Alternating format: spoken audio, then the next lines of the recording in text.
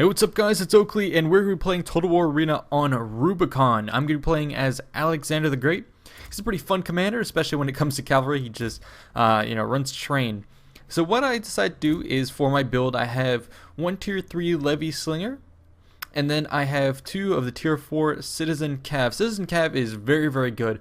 Extremely solid cavalry, very versatile, good armor, good health, high attack, and all that. It's not the best cavalry, just in straight up stats, but what it does have is speed, and speed is almost the most important thing when it comes to cavalry, and so you can beat higher tier cav, but you can even beat other types of cav or otherwise infantry. It's mostly just about getting in the right position at the right time when it comes to cavalry.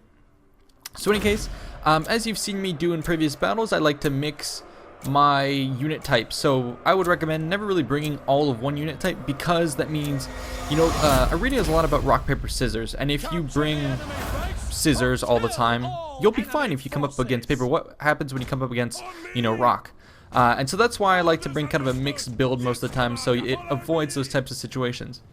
Something that I've been trying a little bit lately is trying to see, okay, what can I mix with my cav? And sometimes I'll bring 2 archers, 1 cav, 2 jav, 1 cav, or a variety of other things. But I think what I'm really liking is having 1 slinger, 2 cav. And the reason for this is slingers have some of the most ridiculous range in the game. And so what that means is you can get, basically, if you were to just bring that slinger, you can outrange enemy archers, you can outrange anything. So what that means is you get the first strike on the opponent. So if they don't react, you keep harassing them. If they get closer to you, you keep getting shots, and then they're only going to be forced to rush up into your cavalry. So in that sense, having that extreme range is awesome for picking apart vulnerable archers. For instance, here I found some archers, but they're running back to their pikes, so I'm gonna stay on the watchtower here. You can see my cav is just holding firm for the time being. The archers are a little bit mad at me. I didn't think they had vision on me, but I guess those barbarians at the top allowed them to have some vision, so they're gonna be sending a flurry of missiles my ways. But that's fine. I didn't take too much HP damage, and I've delayed enough, to keep them from capturing this watchtower. It means our forces up top, particularly the archers and the slingers, now start to get into position. And they're moving up with pikes, which could be a problem, but we have archers and pikes of our own, so that's going pretty well. Barbarians over here are going to start to get some jabs against me. That's okay. I'm just going to kite. And that is, again, the beauty of having 2 cav and 1 skirmisher. You can pull out very easily. Skirmishers are light troops, and that means they can run away very, very quickly. So right here, I'm standing almost face to face with these barbarians, and the second they try and charge me, I can pull on out of there, back to the support of my cavalry. My cav over here is now doing a nice support against for Cletus, who's all archers, so I'm kind of like the babysitter right here, babysitting over this mobile skirmishing force. And you can see we've taken over the top, so you can use this mobile force to harass and take over key positions, and now we've got them on the run. Slingers again with the extreme range, doing lots and lots of damage against the infantry, who have not really been able to do much, so they're going to be forced to run back. If they run too far, or if they get isolated like that unit on the right, I could potentially land a charge against them.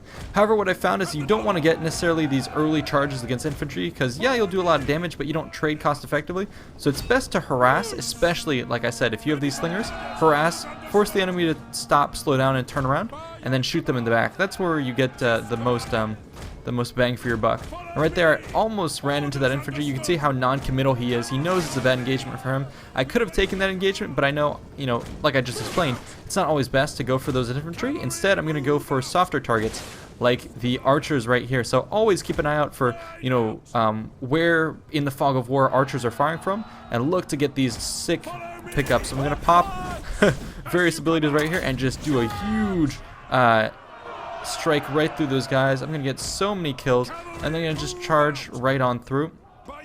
I want to make sure I disengage from that fight. You can see the barbarians there are in close support, but they weren't really able to pick up too many kills. So yeah, now we own the high ground, and immediately I'm going to tell this cavalry to just get as far away as possible. I'm going to look for my next target, and then I'm moving in with the 2nd cavalry force. Just as my opponents have their eyes fixed on my retreating cavalry, I can come in with some rear cav, so it's really, really good to try and hit these guys. Anyways, I was thinking of getting those archers on ledge. I thought better, because I know there's still that glitch. Ooh, and out of the blue, this cavalry comes in, and it's going to be wrecking our cavalry ball. This is dangerous. The enemy barbarians are coming back, so all of a sudden we have a huge turn on our hands. The balance bar is going to turn against us pretty much on this side of the battlefield. This good move on that cavalry commander getting here, but that's exactly why I have 2 cavalry units to babysit. I'm going to get a nice charge against him. I'm going to start to clean him up. He wasted his charge against my Cletus.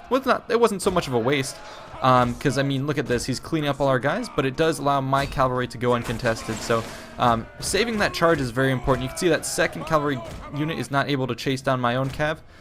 Because he already wasted his charge ability. That means we're going to pull away the cav from this engagement, and now we can shoot the enemy barbarians to pieces, or just run away. I'm continuing to just get caught up in here. I'm going to try and pop rapid advance to get out of that position. I'm going to start to pull back with my other cavalry force. Looks like I'm getting caught on more and more units, so you can see how quickly these battles can turn around. Had it not been for my 2 cavalry units, we would not have A, gotten the initial offensive, and then B, held back their counterattack.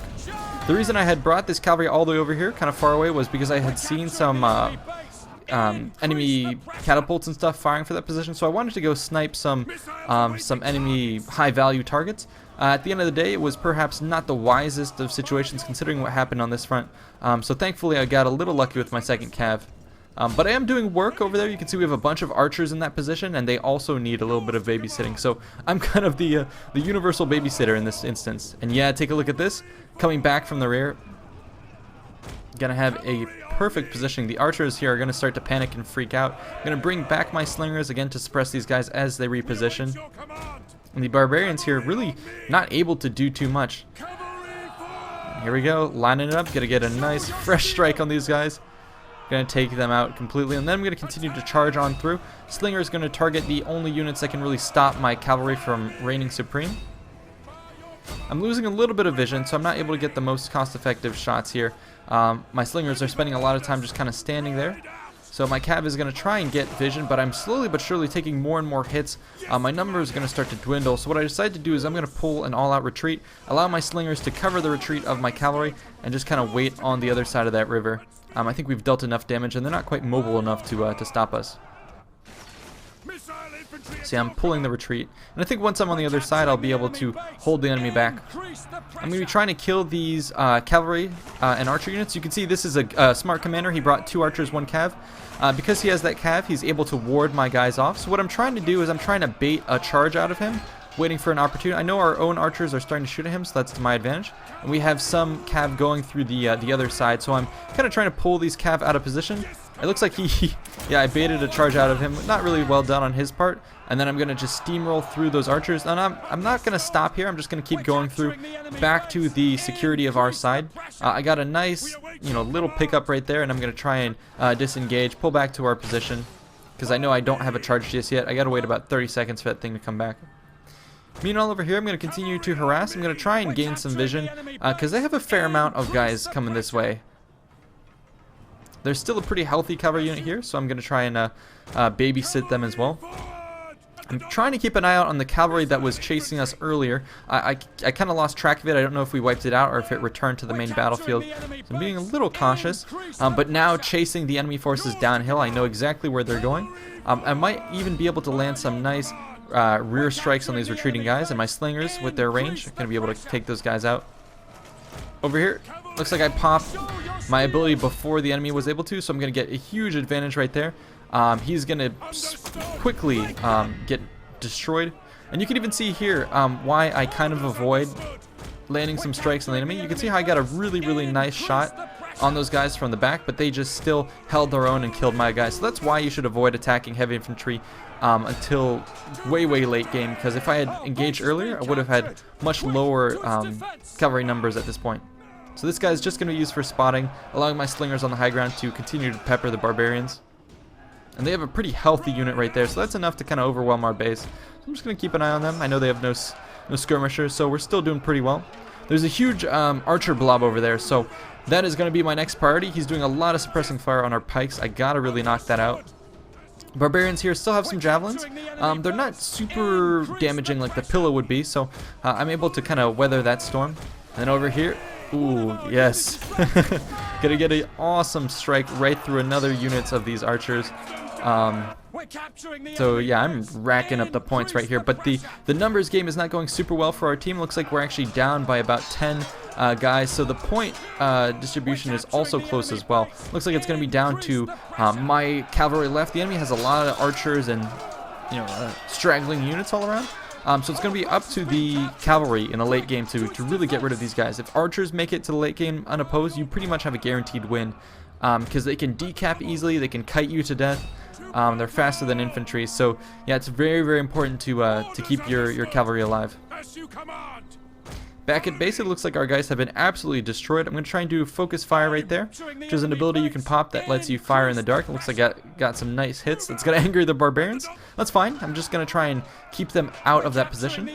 Something you should also do is switch to heated clay, which is something you can buy that allows you to do more damage, not armor piercing, but more damage in terms of I think it's HP damage, I can't remember, but yeah, switch your ammunition type for different targets, obviously. I'm going to sit here kind of tanking some of the enemy javelins, but I figured, I wanted to waste all his javelins on my guys, allow the pikes to move in, because those guys are going to be crucial. Also, with the cavalry, what you want to do is do some cycle charges. I could have stayed in that engagement for a little bit longer, but by disengaging and re-engaging with my ability, allowing me to hammer them, it's going to allow that combat to go in my favor much more quickly. So the abilities, are crucial in Total War Arena. Definitely something you have to make the most use of. We're going to go ahead and pull out of this engagement because, as you can see, there's enemy archers coming back into position. We don't have enough to kind of force them out of position, and they also have a cavalry unit coming back to defend them.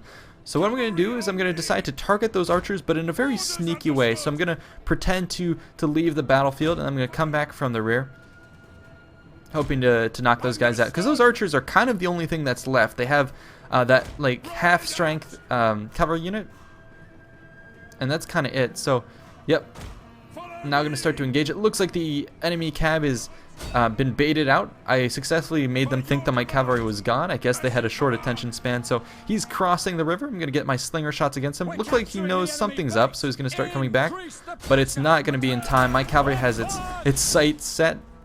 And here we go, full player again, kind of standing here, and I'm going to just charge right on through, get some clean kills right there. So I'm just ping-ponging. I'm having a field day with this late game cavalry. And again, just charge right on through, let them kind of pick themselves up, and then I'm going to be, by the time they get back up, I'm going to be out of range. Meanwhile, back at home, I think we have enough to ward that cavalry off, so we're going to be just focusing on taking out these last remaining archers. Our pikes are going to go back home just to keep the cav away. I'm going to move my slingers to the center of the battlefield. I'm going to pop my ability that allows my slingers to shoot from a further distance. You can see that's already going to land some shots against the enemy. And yeah, so that's going to help me suppress some of the archers while I get my cavalry engaged.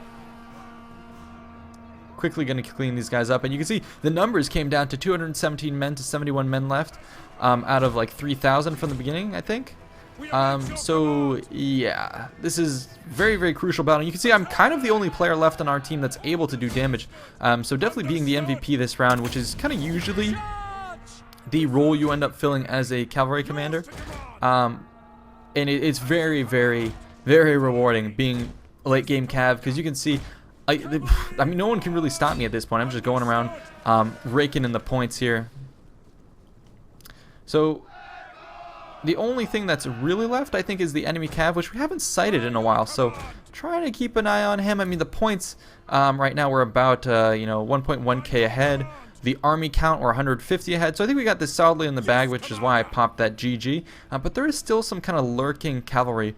So I'm trying to keep an eye on him. I kind of want to land that nice finishing blow on that cav. It would be awesome to get all the last couple kills here. So I'm going to keep my eyes open, my eyes peeled. My charge is now back up, rapid advances back up.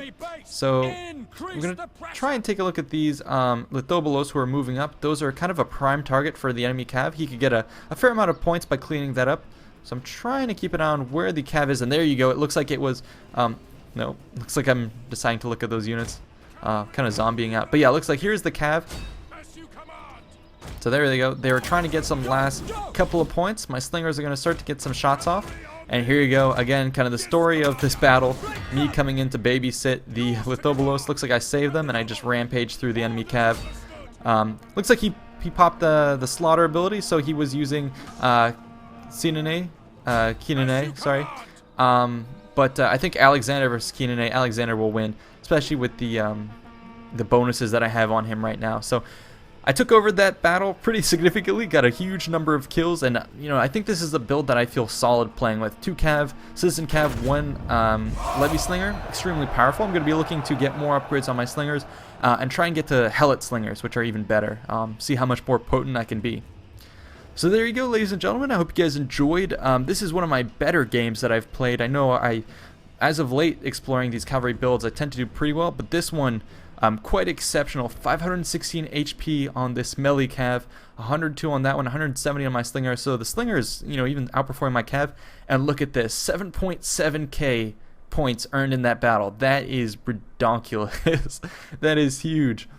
Yeah, so that's more than the top 2 players on the other team combined right there. So I was definitely MVP that battle.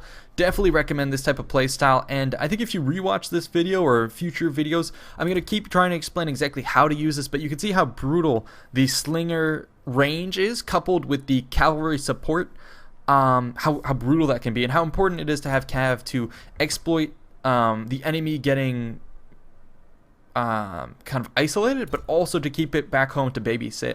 So yeah, this is kind of like a nice set piece battle that stage battle that shows you exactly how to do that. Anyways, I'm just showing you my troops here, looking to upgrade some of my helot slingers into, some of my levy slingers into helot slingers. But yeah, I get a little while to go. They're raking in the experience. So yeah, I'll leave you here, and hope you guys enjoyed. Leave your recommendations for what types of builds you'd like to see in the future. I'm all ears. Anyways, thanks so much for watching. See y'all in the next one. Peace out.